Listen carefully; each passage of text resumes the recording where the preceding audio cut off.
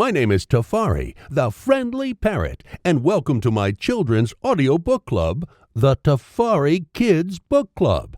I love to tell safari bedtime and all-time stories. My stories are all about the beautiful African safaris. I have many friends and bird cousins who live in the African safaris. I've got lots of interesting and exciting safari bedtime stories for you. I hope you'll enjoy them. Hello, kids. My name is Tafari, the friendly parrot. Welcome to Tafari's Safari Kids Book Club. This story is about Gimbiya the Orphan Princess. Here we go. The Obudu Mountain Resort was tucked away in the great highlands of the beautiful Obudu Kingdom. The great Obudu Kingdom was very beautiful and sat on a plateau on the Oshi Ridge of the Sankwala Mountains. The weather was never too hot or too cold. It was just perfect, and many tourists visited the Obudu Mountain Resort, which was one of the most beautiful places to visit in the Obudu Kingdom.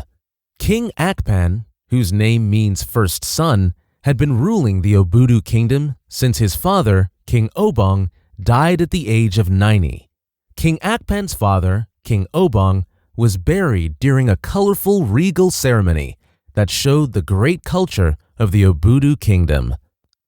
Colorful dancers and masquerades, adorned in beautiful costumes, danced energetically before the royal family and the people of the Obudu Kingdom. King Akpan was tall, very dark-skinned, and very handsome. He came from the royal Obong family lineage. It was a great dynasty of kings and queens who had ruled the Obudu Kingdom for 100 years. For generations, King Akpan's family inherited the kingship of the Obudu Kingdom. It was the tradition of the Obudu Kingdom that when a king died, the kingship went to the first son. If the king did not have a son, then the kingship will go to the first daughter, who would become the ruling queen. If the king had no children, then the king's younger brother or the brother's first son or first daughter would take over kingship of the Obudu Kingdom. Luckily, all of the kings of the Obudu Kingdom always had children, either sons or daughters or both. Everyone in the Obudu Kingdom knew about their tradition and respected it. But there was one man, King Obong's younger brother's first son, Mr. Efyong, a tall, lanky man who was very envious of his cousin, King Akpan, and his royal family. Even though Prince Efyong was a member of King Akpan's family and an elder statesman, he wanted to be the king himself, and he also wanted his own son to become the king after he died. Prince Efyong believed that it was unfair that only the sons or daughters of the Obong family were allowed to inherit the kingship of the Obudu Kingdom. As time passed, Prince Efyong's envy for his cousin King Akpan grew in his heart, and he started to hash out a wicked plan. The Obong royal family, King Akpan's family, had been good to the people. They took care of everyone in the kingdom, and they also made sure that the poor orphans, widows, elderly, and sick were taken care of very well. They were honest and never used the kingdom's money for their personal use. They made sure that the Obudu Kingdom prospered, and many businessmen and women came to the kingdom to start new businesses, and they all did well. There were lots of jobs in the Obudu Kingdom, and it was easy to get a job. Parents were able to take care of their children, and everyone was very happy. After King Obong died, his son Akpan became the crown prince of the Obudu Kingdom. Again, the great colorful dancers and masquerades of the Obudu Kingdom danced before the royal family and the people of the kingdom. King Akpan was married to Emate, whose name means precious gift, and she was called Queen Emate of the Obudu Kingdom. She had beautiful almond-shaped eyes, was of average height, and dark skin. People called Queen Emate the Dark Beauty Queen of the Obudu Kingdom. Akpan and Queen Emate lived in the beautiful Obudu Palace. They did not have a son, but they had a beautiful daughter named Gimbiya, which means princess. King Akpan and Queen Emate loved their only child Gimbiya very much. Even though King Akpan would also have wanted to have a son, he loved Gimbiya as much as he would have loved a son if he had one. Gimbiya was only 7 years old and was taught how to be a humble and well-behaved princess who will one day become the queen of the Obudu kingdom. Her mom, Queen Emate, loved all people, rich or poor, and taught Gimbiya how to be kind and good to people, especially those who needed help. Every day, King Akpan and Queen Emate taught Gimbiya about the traditions of the Obudu kingdom and the neighboring kingdoms. Gimbiya loved all the children of the Obudu kingdom. Gimbiya learned how to treat all people fairly and how to judge a case between people in an honest and just manner. Gimbiya owned a beautiful African Highland male dog named Ajani. Ajani's name means he who fights for what is his. Queen Emate adopted Ajani for Gimbiya from the Obudu animal shelter shortly after he was born. Ajani was a gift to Gimbiya when she was born, and he grew up with her. As Gimbiya grew up, Ajani went with her wherever she went. Ajani was a talking dog that was well trained to understand instructions and to help her when she wanted him to. Everyone in the Obudu kingdom loved Ajani because he was a very intelligent, well-behaved talking dog. Prince Efyong watched as Gimbiya grew and was being groomed to become the queen of the Obudu kingdom.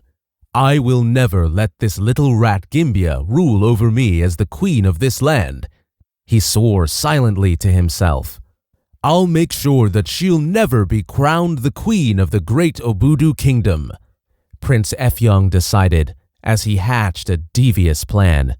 His envious heart grew sour as the days passed, but he did not know how to make his plan work. "First, I'll try to talk to one of the elder statesmen. Yes, I'll talk to Elder Ete, who is also a member of Akpan's Council of Advisors. The name Ete means father. I can convince Elder Ete that the tradition that allows only the firstborn son or the firstborn daughter of the first son of the Obong family to ascend the throne of kingship is unfair. This is why the Obong family have ruled the great Obudu kingdom for 100 years. It is better to allow all of the citizens of the Obudu kingdom to vote for whoever they want to be their king. If I am able to convince them, then when King Akpan dies, I will stand a good chance of winning an election to become the king of the Obudu kingdom. I can also cheat to win the elections. But I can't wait until King Akpan dies. What if he lives to be 90 years old like his father, King Obong?" Prince Efyong thought to himself. A few days later, Prince Efyong decided that it was time to pay Elder Ete a visit. Knock knock. "Who's there?" Elder Ete asked. "It's me, Prince Efyong. May I come in?" "Oh yes, come on in," Elder Ete said cheerfully. Prince Efyong walked in, beaming, with a mischievous smile. "How are you today, Elder Ete?" "Wonderful, just wonderful," Elder Ete responded. "And how about you, Prince Efyong?" "Great, I'm doing just fine," Prince Efyong responded. "What can I do for you?" Elder Ete asked. "Nothing, thank you," Prince Efyong replied. "There's no one else listening, I hope?" Prince Efyong asked as he looked around. "No, I'm here alone. My wife and kids went to the Obudu Mountain Resort," Elder Ete explained before asking, "Is everything fine?" "Yes and no. I came to discuss something very important and urgent with you," Prince Efyong also said. "Urgent? Does King Akpan know about this urgent matter?" Elder Ete asked. "Well, it doesn't concern King Akpan," Prince Efyong replied, looking around. "It doesn't? So what is it about then?" Elder Ete asked. "Well, I guess it's kind of about King Akpan, but not really about him," Efyong answered. This is getting rather confusing. Is it about King Akpan or not? Elder Ete asked, sounding somewhat irritated. Okay, it's about our great Obudu kingdom. It's about the tradition of our kingship, Prince Efyong answered. And what about our tradition of kingship? Elder Ete asked. It's about time we change the rules of the Obudu kingdom, Prince Efyong said. What rules? Elder Ete asked. Well, it's not fair that only the firstborn son or daughter is allowed to ascend to the throne as the king or queen, Prince Efyong finally said. Prince Efyong, that has been our tradition for many generations. Why do you want to challenge our well-respected tradition? Elder Ete asked. It is a ridiculous tradition. Every citizen of our great Obudu kingdom should be given equal opportunity to be the king or queen of our land, Prince Efyong said. Our tradition is one of the greatest and well-respected traditions. It is not ridiculous, Elder Ete defended. Why must only the firstborn sons and daughters of the Obong Akpan family be the only ones that can rule the Obudu kingdom? You and I are also sons of our great Obudu kingdom, and yet we can never be the king of the Obudu kingdom, and our daughters can never be the queen of our great kingdom, Prince Efyong also asked. What are you trying to say, Prince Efyong? Elder Ete asked. We should convince all other elder statesmen that we need to replace our tradition of kingship with a voting process. A voting process? Elder Ete asked. Yes, let every citizen of the Obudu kingdom be allowed to cast one vote, and we shall pass a new law that will not allow a queen to reign over the Obudu kingdom, Prince Efyong finally said. What you are suggesting is crazy. You can't possibly mean all that you just said, Elder Ete said. Yes, I mean every word I said, Prince Efyong replied. So what happens to King Akpan and Queen Amate? Elder Ete asked.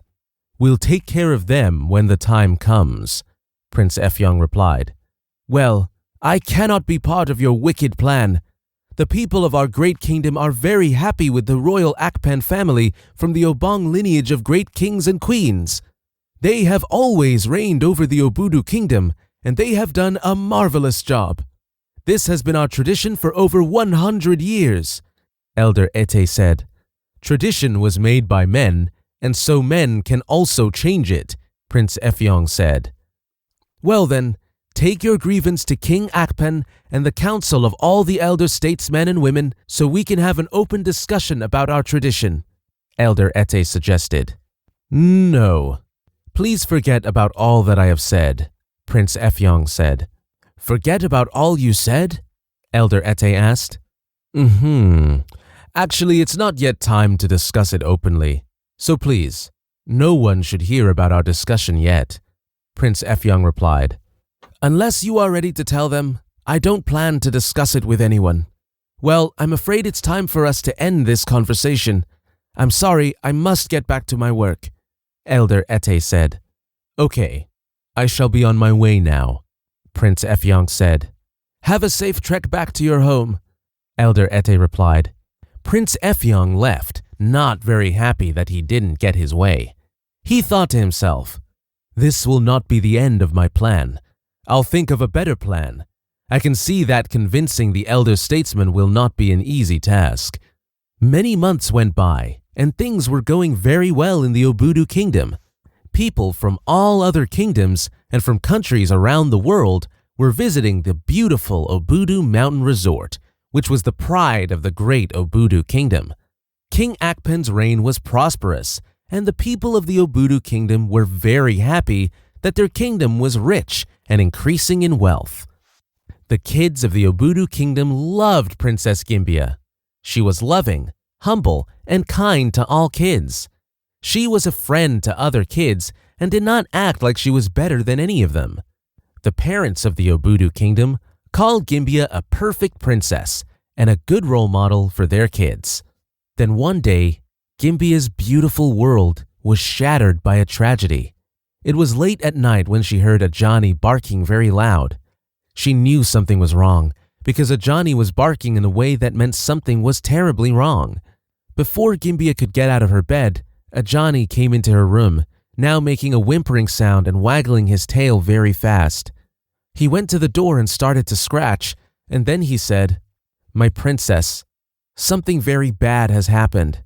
"What is it, Ajani?" Gimbia asked. "You have to come with me. You have to see for yourself," Ajani said. He was now crying. Ajani led Gimbia to her parents' room, and there Gimbia saw that her parents were gone. Their clothes and other belongings were scattered all over the bed and floor. It looked like there was a fight.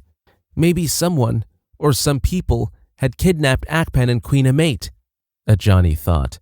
"Oh no! Oh no, this can't be! Mom! Dad! Someone help us!" Gimbia cried and shouted at the same time. "My princess, stop shouting. The kidnappers may still be in the house. Come with me now. Quick, we must leave the palace now. Whoever did this must be looking for you too," Ajani said. "But where are all of the palace guards? How could this have happened?" Princess Gimbia asked. "My princess, it is obvious something has gone terribly wrong. But we must leave now for your safety. This is not the time to ask questions. I promise you, whoever did this will be punished," Ajani said. "Oh, what am I going to do? Where are my mom and dad?" Princess Gimbia cried. "Come quickly, my princess. We must be on our way," Ajani said as he led the princess to the secret back door. Together, Princess Gimbia and Ajani left the palace through a secret back door into the great Obudu forest. As Princess Gimbia and Ajani left the palace, they heard strange loud voices, and she knew that the kidnappers were still in the palace. "What a horrible nightmare! But it's real and I'm not dreaming. How could this happen to me? I'm just a child princess," she thought.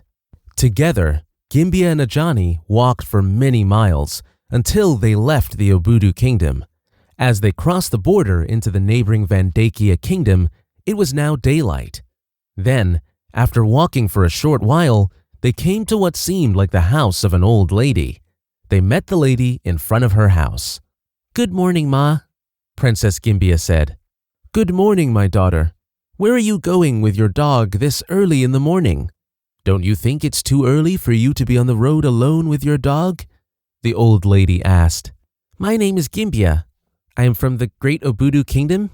Everyone knows the Great Obudu Mountain Resort," the lady said. Gimbia did not tell the lady that she was the princess of the Great Obudu Kingdom. She didn't want the old woman to know that she was a princess. "Yes, I'm from there. And this is Ajani, my loyal talking dog," Princess Gimbia replied. "It is my honor to meet you, Gimbia, and your dog Ajani. My name is Grandma Adia. My name means being a gift. I live here alone. My only son Jamal is a teacher. He is married and lives with his wife Baina in his own home. Jamal means the very handsome one, and Baina means to glitter. Yes, my son is very handsome, and his wife is beautiful." "Very nice to meet you too, Ma," Princess Gimbia replied. "It's nice to meet you too," Ajani said. "So, will you tell me what you are doing here this early?" Princess Gimbia told Grandma Adia that her parents were kidnapped and that she was too sad to talk about what happened to them. Gimbia didn't tell Grandma Adia that her parents were King Akpan and Queen Amate. "Well, my dear, I am so sorry about what happened to you. You and Ajani can stay with me for as long as you need to. I'll talk to Jamal, my son, so he can take you to the Vandakia Primary and Secondary School. You can continue going to school until you decide what you want to do." "Thank you, Grandma Adia. Thank you so much. May God bless you," Princess Gimbia said. "Thank you, Grandma Adia," Ajani also said. For the next 13 years, Princess Gimbia and Ajani lived with Grandma Adia. Gimbia started school where Grandma Adia's son Jamal was a teacher. She loved her new school, where she made new friends. Ada became her best friend. Ada's name means first daughter. She had a brother, Omar, who also became friends with Gimbia. Omar's name means he that speaks. The other meaning of Omar is long life.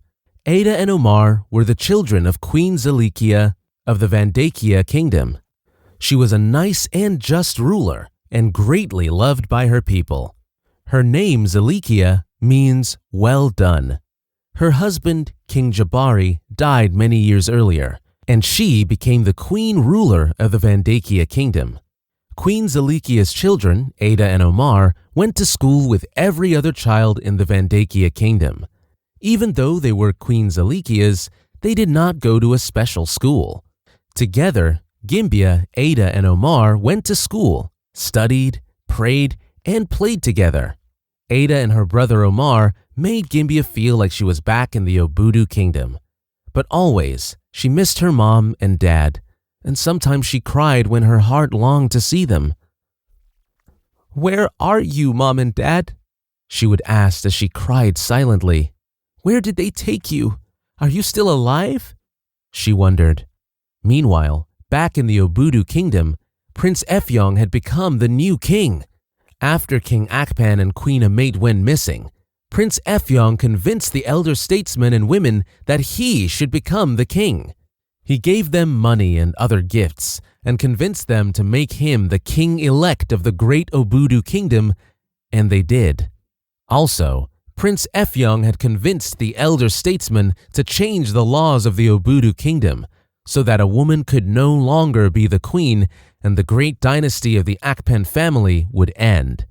Prince Efyong also made the elder statesmen to rig the elections so that he would become the king of the great Obudu kingdom. Elder Ete did not agree with the other elder statesmen, but he was afraid because of what they might do to him. So he kept quiet and agreed with the rest of them. After Prince Efyong became the king of the Obudu kingdom, he turned into a very wicked and evil king.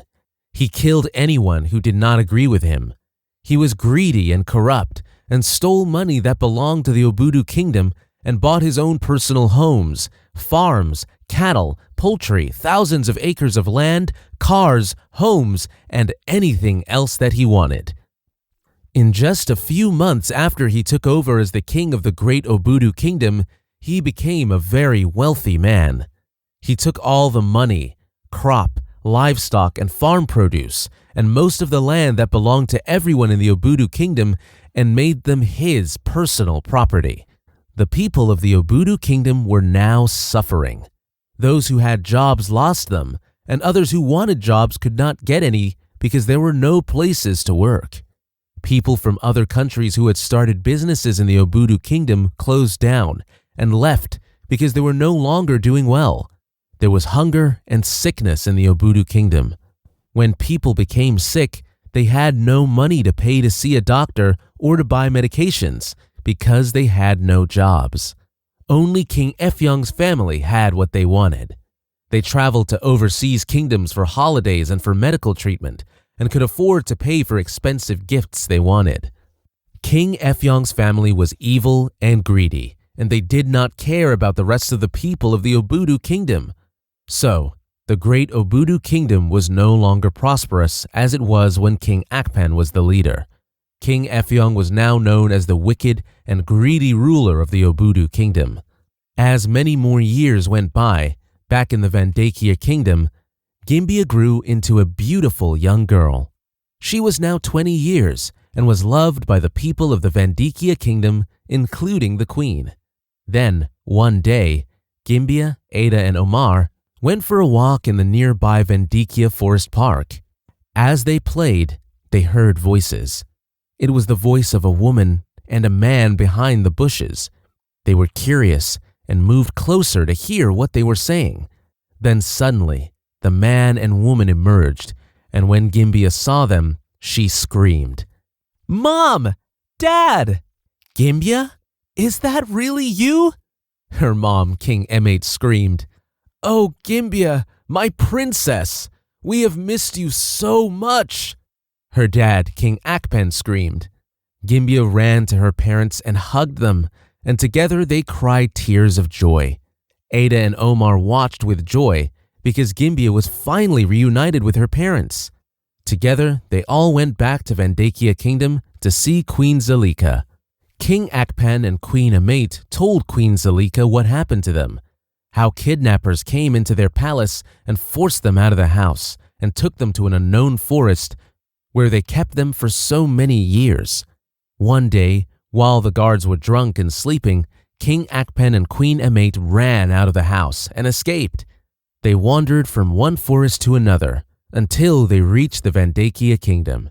Queen Zalika welcomed Gimbia's parents, Queen Akpan and Queen Amate, and invited everyone in the kingdom to meet them. Then, in a few days, Queen Zalika threw a welcome party for them, and everyone danced and celebrated their safe return. Queen Zalika later found out who was behind the kidnapping of King Akpan and Queen Amate. It was Prince Efyong of the Obudu kingdom. She arranged her great army of the Vandakia kingdom to take back the palace of the Obudu kingdom, and they did. They arrested King Efyong and restored King Akpan and Queen Amate to the throne. Gimbia was celebrated once again as the princess of the great Obudu kingdom. Everyone in the palace was happy once again. King Akpan began to prosper the Obudu kingdom, and the people were pleased with him. And that's how the story ended. Gimbia was happy again, living in the palace with her wonderful parents, King Akpan and Queen Amate. Well, kids, this is the end of the story. I hope you enjoyed my story about Gimbiya the Orphan Princess. Be kind, gentle, and good. Until next time, kids, I am Tafari, the friendly parrot, and I look forward to telling you my next story. Bye-bye. My name is Gimbiya. Here's my dog Ajani. I was once a happy princess, but now I'm a sad orphan. Please God help me find my wonderful parents. Help me God find my wonderful parents. My name is Gimbiya. My name is Gimbiya. My name is Gimbia. Here's my dog Ajani. I was once a happy princess, but now I am a sad orphan. Please God help me find my wonderful parents. Help me, oh God, help me find my wonderful parents. My name is Gimbia. My name is Gimbia. My name is Gimbia. Here's my dog Ajani. God answered my prayers and found my parents for me. And I'm once again a happy princess. God answered my prayers. My name is Gimbia. Here's my dog Ajani. God answered my prayers and found my parents for me. I am once again a happy princess. My name is Gimbia. My name is Gimbia. Here's my dog Ajani. My name is Gimbia. My name is Gimbia. My name is Gimbia. Here's my dog Ajani. My name is Gimbia. My name